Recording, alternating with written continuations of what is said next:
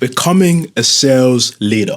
In sales, the number one thing that every successful 6 or 7 sales operation has in common is that they are led and headed by not just a sales manager, but somebody who is a sales leader.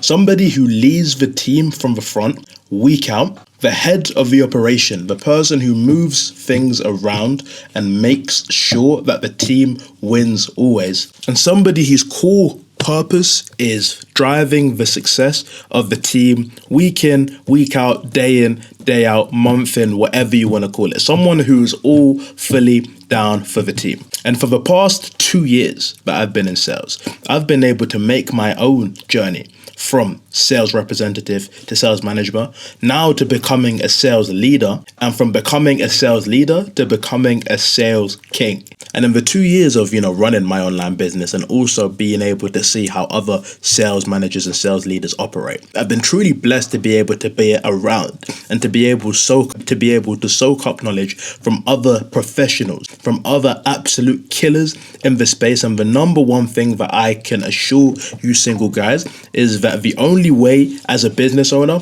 your team is going to succeed is if you have someone who is a sales leader who leads the team week in, week out, and ensures that they get the job done. Now, for those of you guys who do know, for those of you guys who just watched my most recent YouTube video, you guys know that in the moment right now, we're absolutely in the trenches, cooking in London, building the number one door-to-door sales office. Okay, one of the top heads in the office is someone called Raul Mexico. Now, Raul Mexico isn't just a regular sales manager.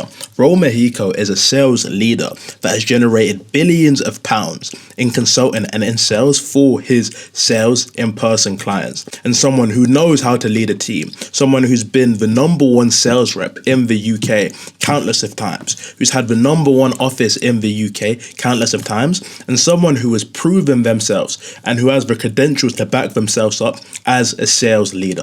The reason why our office is doing so well now is because of the management that we have inside of the office. Okay, if your management in your business is filled with people who don't know what they're doing, people who have never been able to see success in sales, or people who have seen nowhere near the amount of success in sales that you would want to achieve and that you're aiming for, then that means that the leadership in your sales team is nowhere near as adequate enough as it needs to be in order to get you to smash your goals and in order to making sure that your business hits the ranks that it's looking to hit. The management and the leadership in your sales team is almost the most important part, as a team is only as good as its leader. Okay, a team can bolster up a leader and the team can make a leader look good, but at the core, if the leader is faulty, if the leader's core is not strong at heart, the team will therefore not be strong, and every single thing will soon fall apart the first roadblock you hit. So in this video, I'm going to be covering the 2 main key components in becoming a sales leader and the 2 things that you need to look out for if you're looking to either develop a sales leader in your business as an online agency owner or as an online coach or consultant or whatever, and what you need to do if you're looking to become a sales leader yourself. Number 1, understanding when to have the right type of conversations. Okay, now in sales, there's 2 types of conversations. There's positive conversations and there's negative conversations. Okay, now positive conversations are given to sales representatives or sales managers, sales leaders, whatever you want to call it in your business, sales development representatives, when they're absolutely crushing it. Okay, you could have a sales representative that is absolutely high rolling the heck out of every single person. They're going out every single day to the field, they're smashing it, whether that's online, in person, whatever you want to call it, whether they're booking appointments, closing deals. Someone whose performance is high, someone who's putting in the work, and someone whose results are showing from the work that they're generating. So that is someone who deserves a positive conversation, as someone who is doing well in the business needs to understand and needs to be told that they're doing well in order to maintain their morale.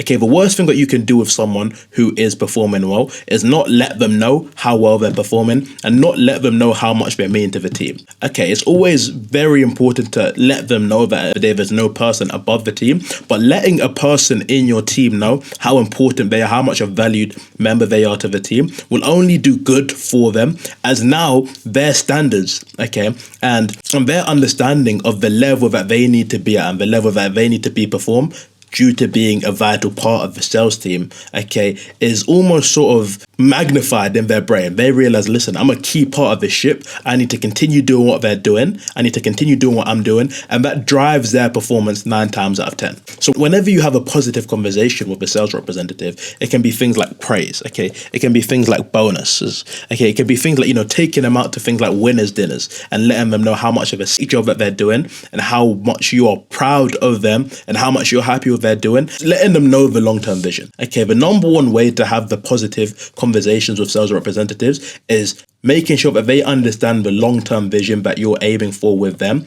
and that if they continue doing what they're doing, the heights that they're able to reach. Okay, a positive conversation can be so good to your sales representatives, as honestly, it magnifies the scope of their work and it lets them know that they're appreciated. And as human beings at heart, the one thing we want to be felt is appreciated. Okay. And now the second type of conversation that you can have with a sales representative is a negative conversation. Okay. And now a negative conversation is nowhere near as good as a positive conversation, as I'm sure you can imagine, because this is normally had with sales representatives or people in the business that are nowhere near to standard, nowhere near to hitting KPI or hitting the level of performance that is expected of them. And therefore they need to be preempted, or in a sense bottom lined, to make sure that they basically get their act together. Okay, and now the importance of a negative conversation, okay, was only highlighted to me extremely recently, as due to my personality type before, I'm a very likable person, as you guys can imagine by my content. So whenever it comes to having negative conversations, that was always something I shied away from. Okay, I always found it uncomfortable.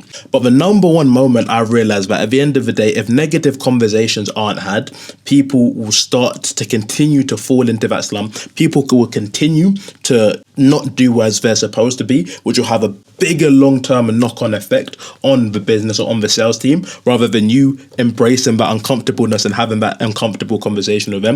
Is the moment that I understood the importance that sometimes pulling people to the side, telling them that they're not performing to standard, telling them that they need to put their act together, how much of a big difference that will make for you as a sales leader.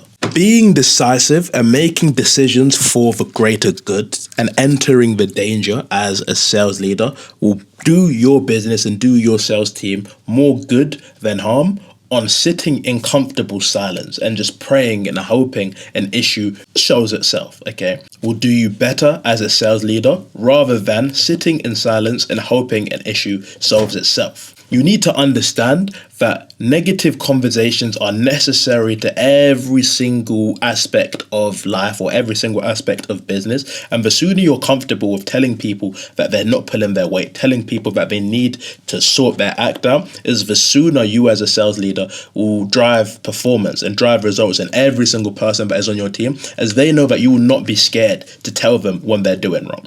Okay, so the second conversation that you need to be prepared to have with your team is negative conversations. Letting people know when they're not doing well, pulling them up on their stuff, and making sure you hold everyone to a high standard, as high standards is where your business falls down to. And now, the second most important thing that I've been able to learn in my journey as a sales leader is that your business is only as good as the systems and processes it relies on. Okay, we all know this rule of thumb.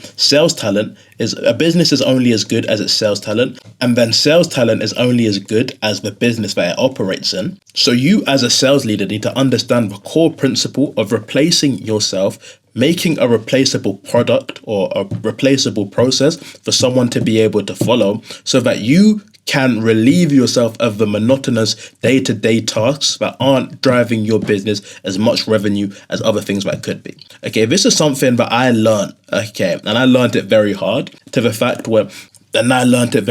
okay. It was the moment that no matter how good I am, my mic died. Okay, but it was the moment I realized no matter how good I am at a certain thing, I could be the best appointment setter, I could be the best closer, I could be the best, door-to-door salesperson. If I don't have the ability to teach that to someone, if I don't have the ability to replicate that onto someone and then be able to teach that person to replicate that onto someone else, I'm going to be stuck in the field. I'm going to be stuck doing this task forever. Every single day that you're not training is a day that you're adding on to you being in the field. Okay, this was something that I was told by one of my door-to-door leaders. And there's something that really stuck with me. He said that every single day that you don't, train someone, that you're not out there proactively pushing someone, pushing their development, is 3 days added on to your progression of leaving the field. Okay. And once that was told to me, I actually understood. I understood it so much more, and it resonated with me so much deeply as I realized this is so true. If I'm not teaching everyone, if I'm not creating replicable systems for other people to watch, follow, and learn from, I am simply wasting my time, as this is something I'm going to have to do year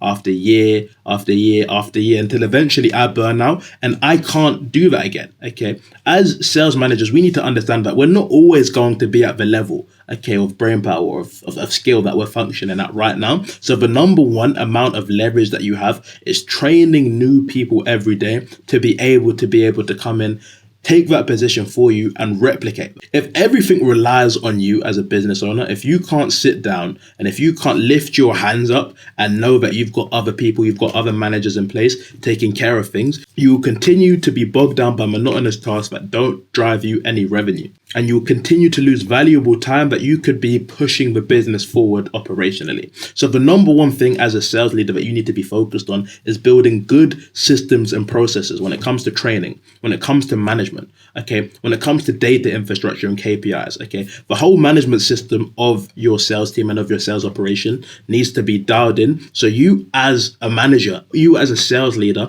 know that no matter what, I'm creating a replicable system that I'm going to be able to train someone else on to be able to fulfill the task as good as me, even better, and continue to grow my business, to grow whatever I'm doing even more.